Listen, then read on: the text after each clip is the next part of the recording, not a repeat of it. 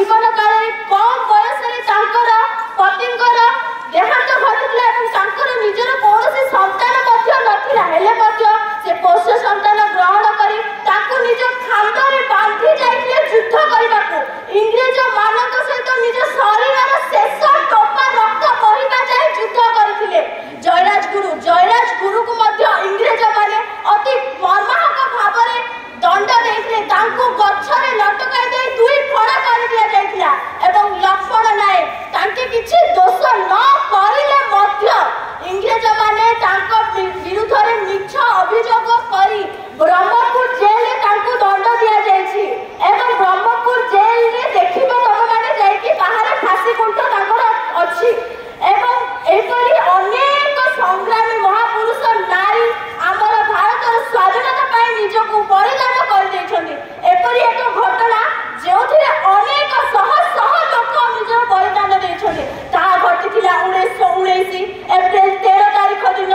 पंजाब अमृतसर जालियानवाला बाग ठारे दुई नेतांकर गिरफ्त प्रतिवाद एवं बैसाखी उत्सव पालन पाई शह शह लोक सेठारे एकत्रित होइथिले किंतु सेमाने जानि नथिले कि सेही दिन सेमानकर शेष दिन हबो कहिकि अमृतसर सामरिक मुख्य जनरल डायर सेठारे दल सैन्य नै सेठाको आसी बिना सतर्क सूचना रे निरीह निरस्त्र लोकमानक ऊपर गुली चालना करथिले से फळे अनेक लोक मृत्युवरण करथिले एवं आहत मध्य होइथिले कारण सेही जनरल डायर सैन्य माने सेही जालियानवाला बागर एकमात्र प्रवेश और प्रस्थान द्वार को आबद्ध कर देथिले जेनु कोनोसी लोक से जालियानवाला बागरु बाहर जाई पारि नथला एपरि अनेक घटना अछि एवं अनेक संग्रामी महापुरुष माने अछंती जे कि हमर स्वाधीनता पाई बलिदान दैछंती आम विद्यालय मध्यको मध्य प्रवेश करू करू आम मस्तक उच्चाई जाए